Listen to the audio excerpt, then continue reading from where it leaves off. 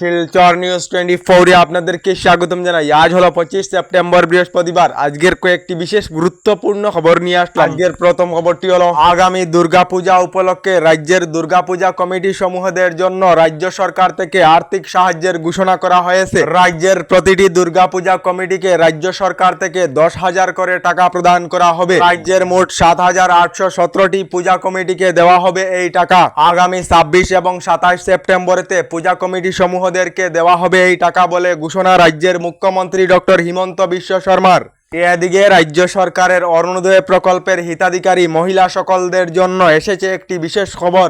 আজ 25 সেপ্টেম্বর। আজ অরুণোদয় প্রকল্পের শুভ আরম্ভনী হচ্ছে না। আজ অরুণোদয় প্রকল্পের হিতাধিকারী মহিলাদের ব্যাংক অ্যাকাউন্টেতে আসছে না টাকা। তবে আজ 25 সেপ্টেম্বর অরুণোদয় প্রকল্পের শুভ আরম্ভনীর কথা ছিল, কিন্তু শিল্পী জুবিন গার্গের আকস্মিক মৃত্যুর কারণে রাজ্য সরকার থেকে অরুণোদয় প্রকল্পের শুভ আরম্ভনীর দিন বাতিল করা হয়েছে। তবে খুবই শীঘ্রই রাজ্য সরকার অরুণোদয় প্রকল্পের শুভ আরম্ভনীর দিন ঘোষণা করা হবে বলে জানিয়েছেন মুখ্যমন্ত্রী ডক্টর হিমন্ত বিশ্ব শর্মা।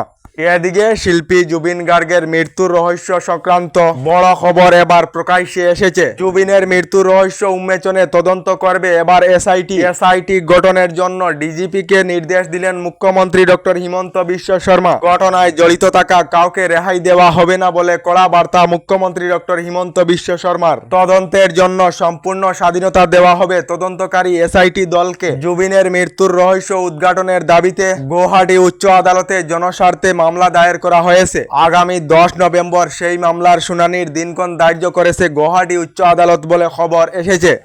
এদিকে অনলাইন কারচুপি বন্ধ করতে আধার ওটিপির নিদান নির্বাচন কমিশনের। ভোটার তালিকার পোর্টালেতে অবশেষে ভেরিফিকেশন বাধ্যতামূলক করা হয়েছে বলে নির্বাচন কমিশন থেকে জানানো হয়েছে। এদিকে অবৈধ অনুপ্রবেশকারীর আসামে দিন শেষ। অবৈধভাবে আসামে প্রবেশ করা মহিলা এবং শিশু সহ 37 জনকে বাংলাদেশেতে ঘুরিয়ে পাঠানো হয়েছে জানিয়েছেন মুখ্যমন্ত্রী ডক্টর হিমন্ত বিশ্ব শর্মা।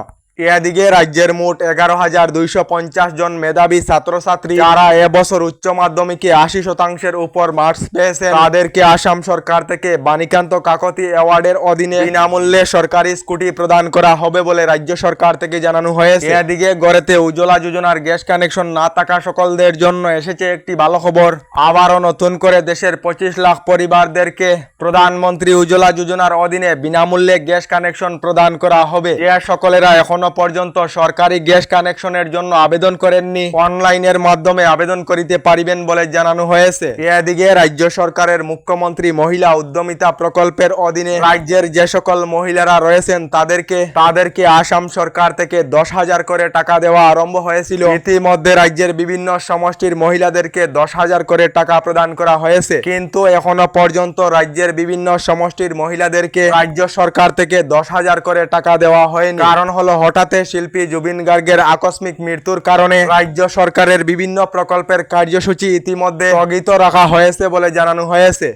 এদিকে শিল্পী জুবিন গার্গের চিতাম্বরের জন্য আরম্ভ করা হবে অনলাইন পোর্টাল, যার ফলে আসামের সকল অনুষ্ঠান এবং প্রতিষ্ঠানে চিতাম্বরের জন্য এই পোর্টাল যুগে অনলাইনের মাধ্যমে আবেদন করিতে পারিবেন বলে জানিয়েছেন রাজ্যের শিক্ষামন্ত্রী ডক্টর রনোজ পেগু। এদিকে এখনো পর্যন্ত সরকারি গড় লাভ না করা সকলদের জন্য এসেছে একটি ভালো খবর। ইতিমধ্যে প্রধানমন্ত্রী আবাস যোজনার অধীনে নতুন সরকারি গড়ের তালিকা প্রকাশ করা হয়েছে। যে সকলেরা জীবিকা সখীর মাধ্যমে সরকারি গড়ের জন্য আবেদন করেছিলেন এবং জিওটেক করেছিলেন তাদের ভেরিফিকেশনের কাজ ইতিমধ্যে চলিতেছে। নতুন লিস্টে নাম থাকা সকলের ভেরিফিকেশনের কাজ সম্পূর্ণ হওয়ার পর সরকারি গড় লাভ করিবেন বলে খবর এসেছে। তালিকায় নাম অন্তর্ভুক্ত হয়েছে না চেক করার জন্য প্রধানমন্ত্রী আবাস যোজনার অফিসিয়াল সাইটের মাধ্যমে চেক করিতে পারিবেন বলে জানানো হয়েছে। আমাদের ডেইলি খবরগুলি ভালো লাগলে আমাদের ভিডিওতে লাইক দিয়ে চ্যানেলটিকে সাবস্ক্রাইব করে নেবেন।